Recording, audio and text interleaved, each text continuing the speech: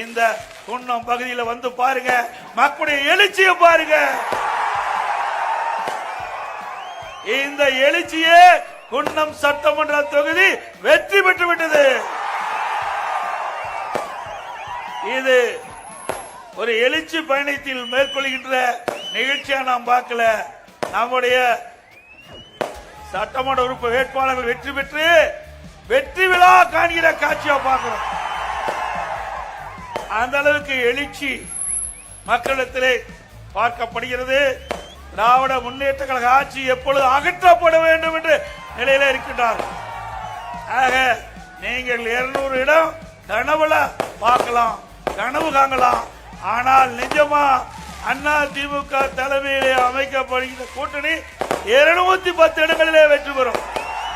210 இடங்களிலே வெற்றி பெறும்.